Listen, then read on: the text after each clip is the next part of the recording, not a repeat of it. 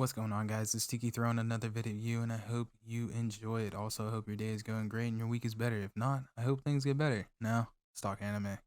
Classroom of the Elite episode 6 was intense. We finished the sports festival with Horikta and Ayanokoji doing the best they can to rally the rest of the team in hopes of snatching a placement spot. Ayanokoji sends Horikta off to convince Sudo to come back to the team after realizing that Sudo is having some issues with how the team is performing compared to him, which sends Sudo into a tantrum about losing.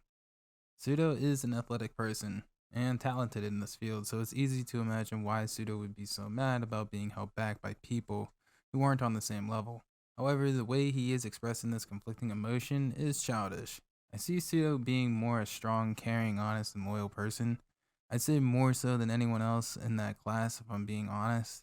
Though how Sudo is now means he can't be the leader he has the potential to be, but with Horikta by his side, I believe he is capable of a lot of things that wouldn't involve the sociopathic tendencies or plans that the other classmates are showing. While Horikta is busy with Sudo, Ayanokoji is using his time with Kushida to confront her about the betrayal she took part in. Here is where we get a slight peek into her true nature.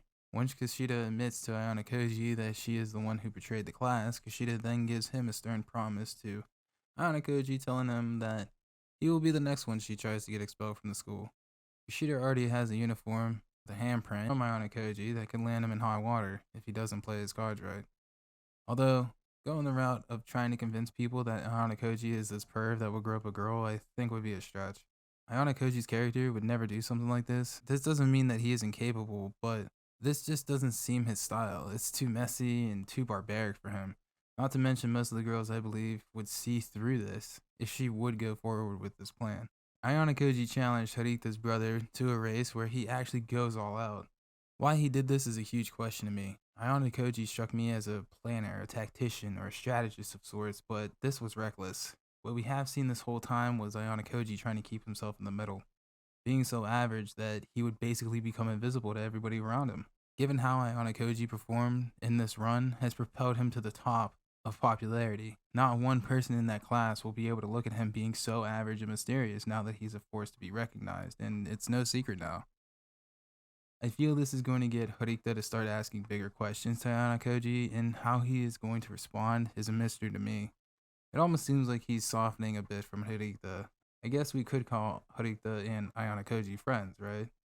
How do you think Ayanokoji will respond to some hard-hitting questions from Horikta? Let me know down below. Kushida's real nature is not exactly dark. I'd say more on the line of vanity, selfishness, and arrogance. She doesn't have the finesse or the intellect to start taking swings at Ayanokoji or Horikta, even with the help of Ryuen. Horikta confronts both of them at the meeting spot Ryuen chooses, and Ryuen gets a message of a recording. It shows Ryuen making plans necessary to take down the class and the plans he had for the sports festival. Couple this with the recording that Horikta has, and it's a shut case. For Kushida, on the other hand, she gets humbled pretty hard here. She was a pawn the entire time, and the person who was recorded Ryuen is the one who anticipated her every move. At first I thought, wow, Ayanokoji is on top of this, like he's a psychic. But then a thought crept into my mind saying maybe it was Horikta's brother. We know she thinks he cares little for her, but with Ayanokoji now being in the class, this may have changed his point of view a bit towards her, or he could just be using her to test Ayanokoji's character. Horikta's brother stepping in does make sense since he is the one who could foresee something like this with the information we have about him. The season's getting intense and I love it, and the characters are really starting to emerge.